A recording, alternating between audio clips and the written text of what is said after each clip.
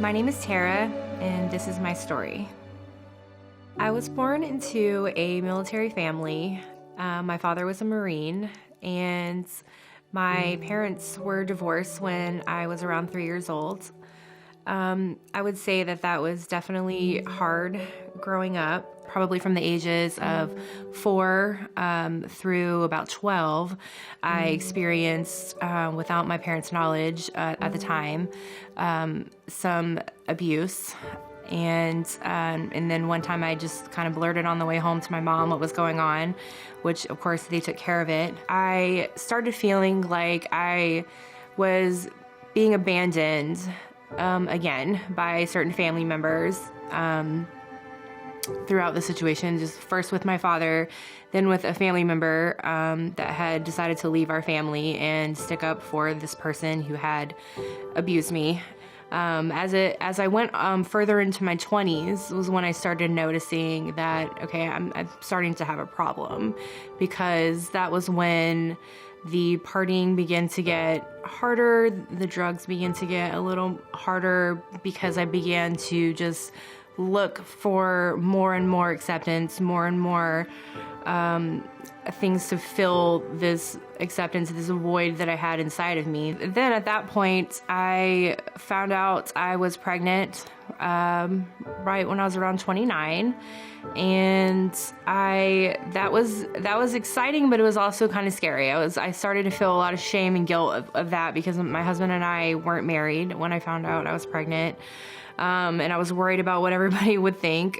I started having an issue with opioid medication, and it got so bad that I basically just finally had to confess what was going on.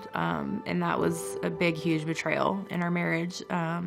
Blew up, and we had to work through that and build the trust back, which was crazy. It was hard because once I started to get that figured out, then I kind of jumped from one thing to the next, and I started having issues with shopping and spending money. And then the worst happened.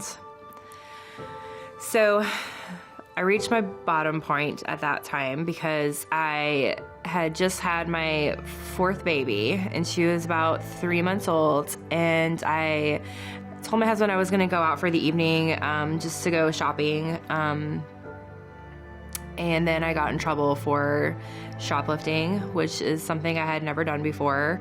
Like, my husband's trust with me was already on a thread at that point, so for him to have to come and bail me out of jail, and then have to go with me to court and do all these things, I just was disgusted with myself. It was so shameful. I literally was like, how can I show my face at church, in the community? I apologized over and over to my husband and my kids and things like that, but I felt like I was in a space that I could not crawl back out of for a really long time. Like, I just felt like, how is God going to bring me back from this? Like, how is God going to forgive me and love me through all of the things that I have done? I just wasn't sure that he could do it. I think I just not lost the faith, but was just really lost myself. Because I used to feel like when I was in the darkest moments that I was ashamed to come into church, because I felt like I didn't belong here. So I could totally understand somebody coming in and feeling that way, and feeling like, why do I deserve to be here? Why should I be here? With all the things that I've done in my past, and that's so untrue. That's complete lies. But it took me a while to learn that, and that's the beauty of it. And that's the beauty of God's love and forgiveness.